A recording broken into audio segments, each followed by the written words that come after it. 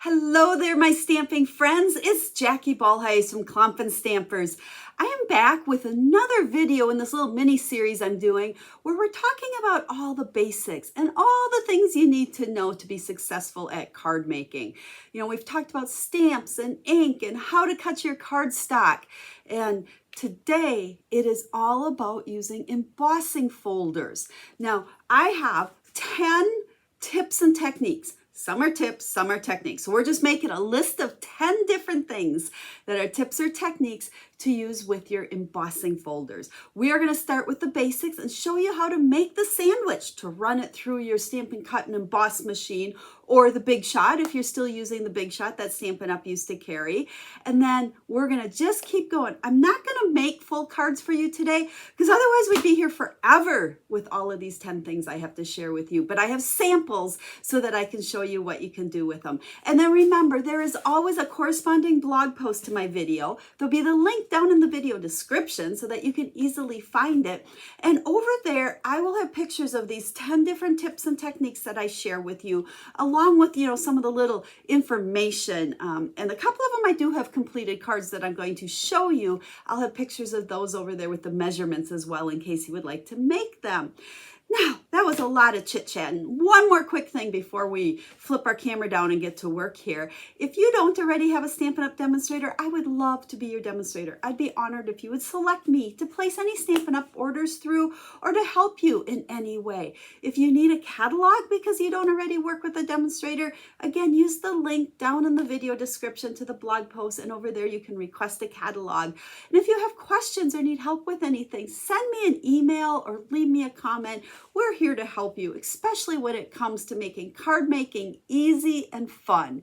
So I think we got to get to work or we'll be here all day. Let's flip the camera down and let's talk about 10 different tips for embossing folders. Hang on one second. So let's start with making your sandwich. Now I have the plates here for the Stampin' Cut and Emboss machine. They are very similar to your Big Shot machine if you're still using those. Now to emboss, there are two different kinds of folders that Stampin' Up! Currently sells.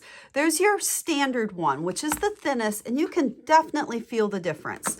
And then there are the 3D ones, which are a little bit thicker.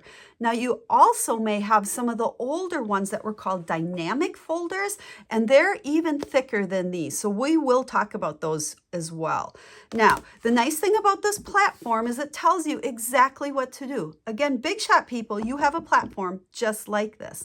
Now, with your standard folder, you're going to go ahead, put your cardstock in the center here, and then if you follow the diagram, your folder gets sandwiched between two of the number 3 or the clear cutting plates. They go on top of here and you run it through your machine. Now you do want to put that hinged end in first for the best results. So this would go into my machine, just like that.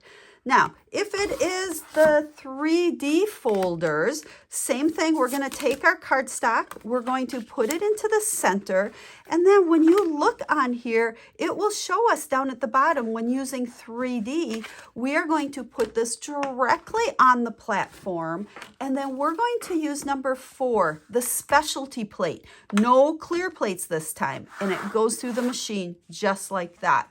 Now, if you have a Big Shot, because I know many of you do, and that's why we're going to keep referencing it here, you probably do not have this specialty plate. You might have the old blue plate. The blue plate's the same as this one. And if you don't, you can purchase just the specialty plate to use in your Big Shot with your platform to use the 3D folders. So it'll go through just like that. Now, if you have the mini machine, let's bring these over here. It's basically the same, but well, I shouldn't even say that. You got to read a little bit closer because there's more plates here.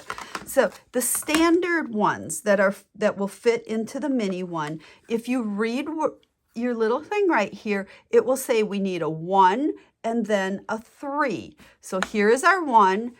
We'd put our cardstock in here on top of that, hinge first, and then a 3. Now, if it's the dynamic or the 3D one, you'll see this says 3D and this says 1, our folder, and then 4 to put it through. So 2 different scenarios there if you have the mini machine and you're using the 3D or the regular. So that is the mini machine. So that is our tip number 1, and using our how to put our sandwiches together, because we got to know how to do that before we can start embossing. So let's set this aside and let's do our first tip with actual embossing. So number 2 is stamping and then embossing. I like to do this, especially using the Tasteful Textile 3D. And that's a mouthful folder. So you'll see here, I just stamped my image and then I am going to run it through the machine. Now, if you put the Stampin' Up! Logo up, that will give you the best embossing. That the main image then is raised up, or the main part of the embossing folder. So that's how you tell which way to put it in. Now, you always want to make sure to stamp and then emboss, because once you've embossed it, it would be too rough to be able to stamp a good image. So here I have a completed card for you, and you should be able to see, hopefully on the video you can see that, how we have this nice texture over here. It looks like textured cardstock, but because I stamped first, I was able to get those really nice images. This is fun. Play around with this with a variety of different embossing folders to see the results that you get from stamping and then embossing. So there is technique number 2. For number 3, I want to share a little tip with you. When you make a card, and I just grabbed a random card from my stash here that has, you know, some popped up stuff and especially some embellishments like these rhinestones. You know, when you put it in the envelope to mail it, sometimes these want to like pop through that envelope a little bit. So what I like to do is take some cardstock, and I actually have a little stash of this. I sat one day and just ran a bunch through and run it through with an embossing folder. 3D ones work the best. You want ones that really put a lot of embossing on there. And then I will put that on top of my card before I put it into the envelope. And that will really protect the card, and especially those rhinestones. You know, nothing's going to poke through now because we have that. And it works better than just putting a piece of regular cardstock, because now this has some flexibility and some room for things to kind of be raised up over it. So that's tip number 3. So number 4, we're going to talk about embossing envelopes. You know, I always say no naked envelopes. And if you emboss the flap of the back, we'll count that as not being a naked envelope. So what I like to do, and this happens to be one that'll fit in the mini folder, but it will work with any folder, is take it and put it just on that flap. And you can run it right up to where that fold line is. Keep your envelope open and then run it through the machine. You know, we all love texture. Look at how cool that looks by putting that on the back of your envelope. I can still seal it up. And now when my recipient gets this, it's got that nice texture on the envelope as well as the pretty card I'm going to put inside. So that's tip number 4. For number 5, I want to show how you can take a piece of cardstock and partially emboss it. Now, I have a card sample I'll show you as to why I did this, but sometimes we don't want the image to be on that whole layer. So all I did was I put this in, made my sandwich, ran it through my Stampin' Cut Emboss machine, and I only rolled it part way in. I kind of turned it like 1, 2, 3, and then I backed it back out. That way, down here, nothing embossed because it didn't go into the machine. So that way I was able to get just that nice embossing on the top and leave the bottom nice and smooth. And you can see here on the card I made, I wanted the bottom smooth so I could put my greeting on there. And it just kind of adds a little bit of added texture by having some smooth here and then the embossing up at the top. So that's something called partial embossing. You know, sometimes you might not even want to add a greeting layer, but you want to stamp a layer down there. So then you would need it nice and smooth to put your layer as well. So you can see here how that, just half of it. So you run it in the machine as much as you want and then back it out instead of running it all the way through. So there's tip number 5. For tip number 6, I want to show that sometimes it's fun to use 2 embossing folders on a project. Double embossing, we're going to call this one. So you can see here we have not only the dandelions up there, but we also have this the Tasteful Textile embossing folder as well. So what I did is I first ran it through like so. Well, maybe not that way. Let's call it that way. Okay, ran it through. And then when I was done with that, I took that same piece and I put it in the Tasteful Textile one and ran it through a second time. So you can see we've got the texture on the back there as well as that dandelion image popping up.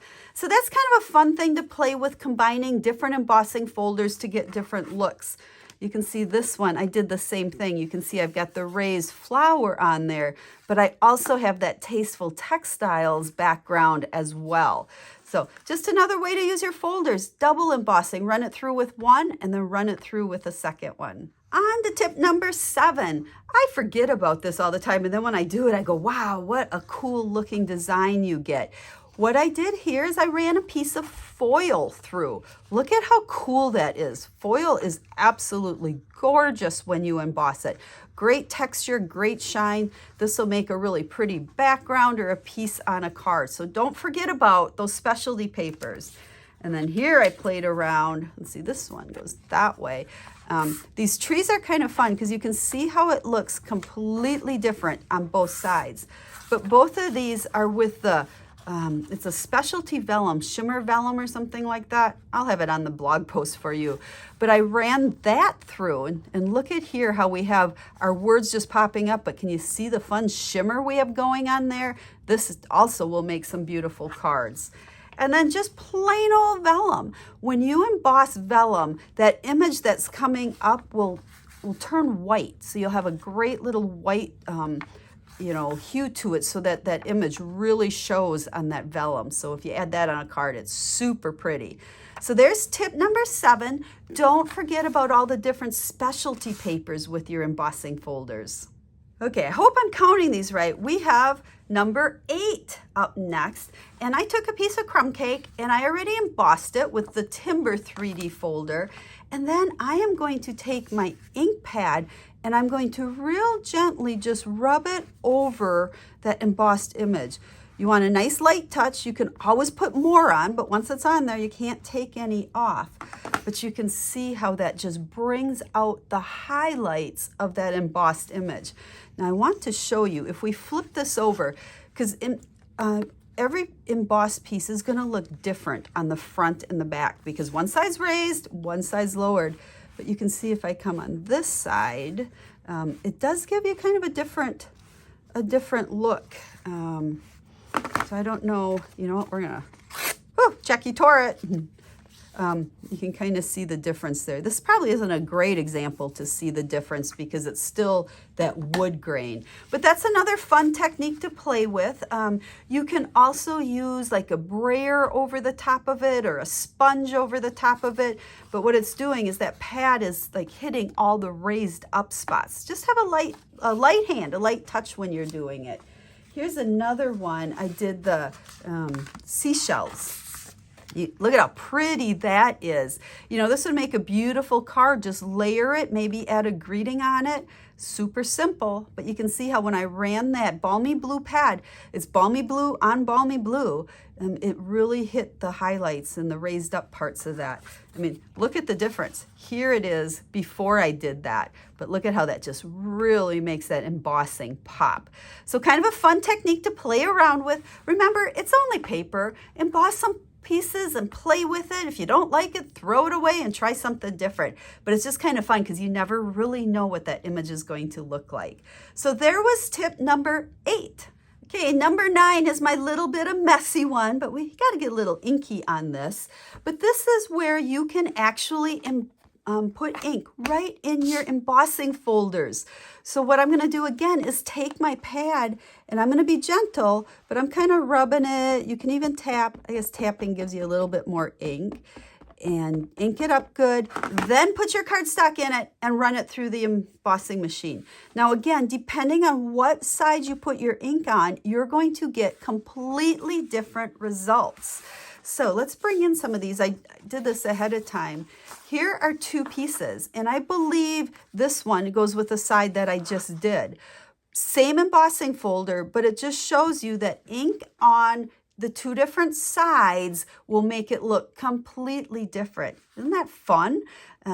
This makes, I don't know, the flourishes, I guess, really pop out more so where the white is on that. So there's those. And then this one isn't quite as drastic. But here I kept the ink super light. I didn't rub it. I just kind of patted it. And these are two different ones. I don't know if you can see it, but it does put a little bit of highlights. So the image, and let's see, there you can, I don't know if you can see the difference here. There's no ink on this one, but it just, real lightly made that image stand out a little bit more. So this is another one that's super fun to play with. Grab some scrap cardstock, some ink pads, and play around. And you're going to get messy. I'm just warning you. Now, when you're done with this, you can clean this by either running it under the sink, run some water on it and dry it. You can use baby wipes on it, or you can even spritz it a little bit with your Stamp and Spritz cleaner and then, wipe it off with your chamois. So the ink will not dry on here. It's just plastic. So clean it up and it'll be good to go. Okay, I have one more fun technique for you. Hang on one second. This one I'm calling my quilt card. And what I've done is I cut a whole bunch of little 1-inch squares of different designer series paper. I adhered them onto a piece of basic white, and then I kind of trimmed it down to the size I wanted it. Any size will work, any shapes. You just want to get these pieces all adhered on there really good. And then after that, I'm going to go ahead and stick it in my embossing folder, try to put it somewhat straight. And I'm going to run this one through the Stampin' Cut and Die machine, and I'll show you the results. Hang on one second. Wow, check that out. Can you see all the texture on that? That's why I call it my quilt card. Depending on what kind of embossing folders you can, I couldn't find one, but I know I have one someplace that has more of a stitch look to it. But again, any folder will work, and it gives you beautiful texture along with those colors. And then go ahead and use this to make a card. So there you go, 10 tips or techniques using embossing folders. They are so fun to play with. I hope this inspires you to try some things. Don't be afraid to get inky. Don't be afraid to play around with some cardstock, get some different results, and have fun creating and using your embossing folders. Thanks for watching, guys. Please share this video.